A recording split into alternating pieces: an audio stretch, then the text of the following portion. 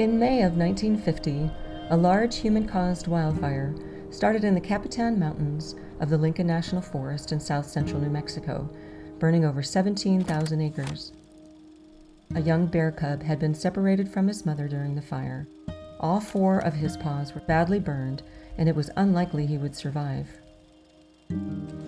Firefighters brought the orphan cub back to fire camp, where he came under the care of New Mexico Game and Fish Warden Ray Bell.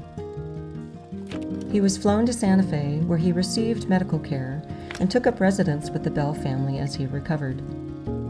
The idea to connect this true story with the National Cooperative Forest Fire Prevention Program was presented to State Game Warden Elliot Barker, and it was decided. The little cub, also named Smokey, would relocate to the National Zoo in Washington, D.C., where he would take up residence and become an ambassador for wildfire prevention to America's children. He would be accompanied by Assistant New Mexico State Game Warden Homer Pickens. Before the long flight, it was decided that Smokey should stay with the Pickens family for a few days. Homer's daughter, Betty, shares a few special memories of those days that Smokey lived at her house. My name is Betty Pickens Caber, and I was born in Santa Fe in 1945, and my dad was at that time working for the Game and Fish Department since 1931-32, and so he and my mom, when my mom was from Oklahoma and my dad was from Texas, and so my dad got on the train and came out here and got a job there, and Elliot Barker got to know him, and of course Elliot Barker is very well known for the game department and Smokey, and got my dad to go to work for him, and that started that career, and he, after 30 years, he retired. And in the meantime, my 3 brothers, who are 10, 12, and 14 years older than me, were born, and we were first generation New Mexicans.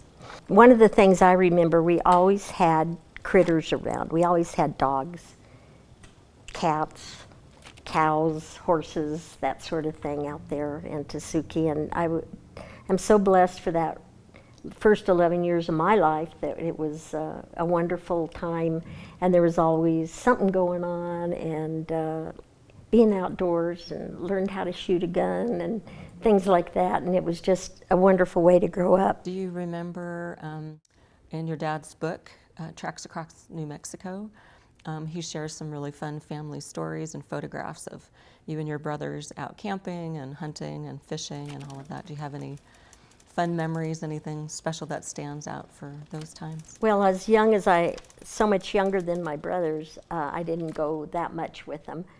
And I probably went to every fish hatchery. And a couple of real special things I remember with my dad was that he came home with 2 mountain lion kittens. And so he brought them home, and I ended up taking care of them, and they were a couple of our cats. Yeah, I named them Tom and Jerry, and they would follow me everywhere I went, and I have pictures and such good memories of that time with my dad doing things like that. So the forest fire came, and I remember vaguely about that. I remember my dad being gone a lot, and there was a lot of talk and discussions going on about everything that was happening. I remember Speed Simmons, very tall game warden. He was one of the ones down there. He had a crew down there, a game department crew down there. Anyway, this story about this little bear that they found and brought back to Dr. Smith at the veterinary clinic. You all were living in Santa Fe at the time? We lived in Tasuki. In Tasuki, okay. 6 miles north of Santa Fe, and we had 5 acres with apple orchards and things like that there. So anyway, all of a sudden, Dad comes home, and we're going to have this bear with us, and I thought, okay.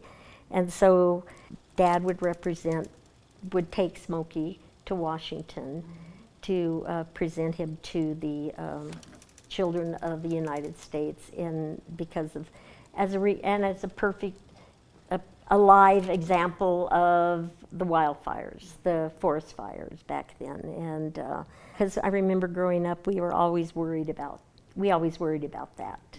Even out where we were, there were forest fires all over. We had a black lab, and his name was Sarge. So we would be out there on the side of the house. We had an apple tree there, and a lawn, and that bear would climb up in the apple tree, and he and Sarge the lab would play with each other. So he was there for a week, and people were all over the place. People came over. All of our friends would come over to meet Smokey Bear. I didn't get any attention at that time. It was all Smokey. Smokey got all the attention, and I just did not like him at all. Did not like him, and I was so glad when he left, when he went. Funny. Yeah. I remember reading and hearing Ray share some of the story about changing the bandages with Don, and that was not real popular with Smokey. He was not particularly fond of that. So I'm sure, because he didn't have anything on his paws when he was at our house, because he had completely healed. And so, because he was out running around on the lawn. I remembered that very well. So how would you summarize how maybe his being at your house or on your property or connection with your family, because that's a pretty extraordinary connection for all of you. Just kind of some final words of how it impacted you in a good way, and then how you share that with other folks, and the message, and just Right. One of the things that I didn't think about till just right then is the song Smokey the Bear. And remember, it says Smokey the Bear, Smokey the Bear. And I grew up with that, and that was fun. That was a lot of fun. It's a good memory, and it's wonderful because I know I like sharing the story with people and just saying, New Mexico really has a big place in the United States as far as I'm concerned, and a lot of it is because of that.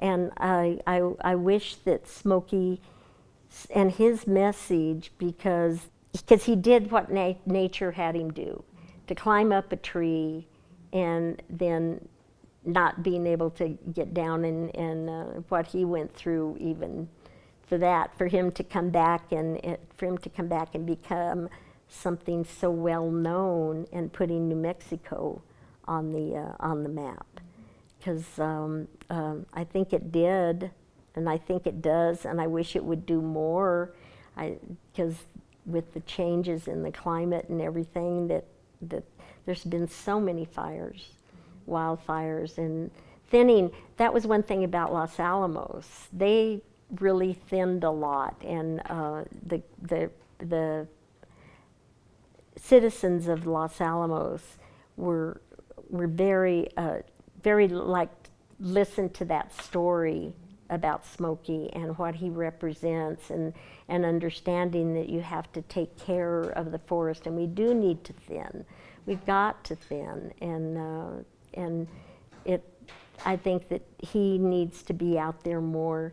I know that the Smokey Bear balloon, and then the Smokey Bears that are the costumes that Forest Service people or game department people put on at different functions, and I think it's really, really, really important.